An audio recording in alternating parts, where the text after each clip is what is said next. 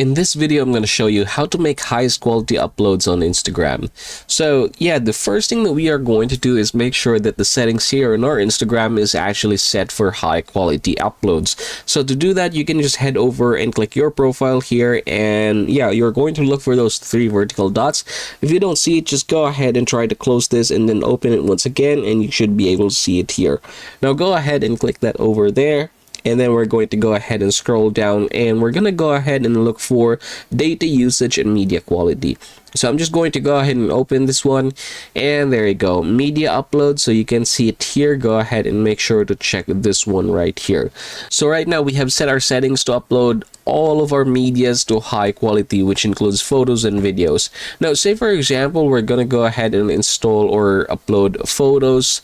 It's going to be a different story if you're going to do so for videos. So for photos, there is going to be a little bit of compression, but don't worry, just go ahead and try to upload 1080p quality as much as possible. For video, I'm just going to go ahead and redirect you here to CapCut, for example, if you're going to edit it for your phone. But if you're going to edit it for, say for example, Premiere Pro, it's going to be the same settings actually. But yeah, here's the thing, when you are going to export, make sure you're going to go ahead and click this 1080p right here, and we're going to go ahead and do something about resolution. For resolution, as much as possible, try to upload 1080p to avoid so much compression. If you're going to set this one, say for example, to 4K or 2K, it's just going to be compressed anyway for Instagram to be able to save some space or storage. Yeah, that's just the settings. So go ahead and try to set this 1080p at max, even though you have shot it at 4K. So that is very important.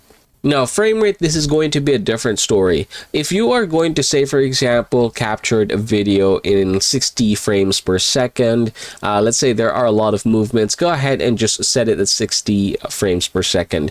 Otherwise, you can go ahead and set this to 30 frames per second if there's anything, or if there isn't much needed actions. So that is very important. Otherwise, again, it's just going to go and be compressed.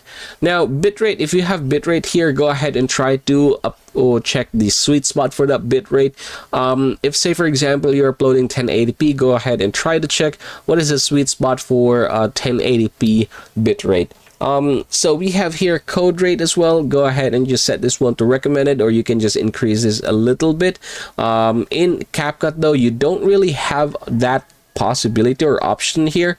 This is actually very much more applicable if you are using PC, let's say Adobe Premiere Pro. This is also the bitrate, by the way. It's also code rate here. Yeah, I'm just gonna set it to recommended and then tap the export button, and then from here you can just go ahead and upload this one, and that is basically how you're going to get this done. If you found this video helpful or informative, please consider hitting the like button and subscribing to the channel. Also, feel free to share in the comments how this video has helped you.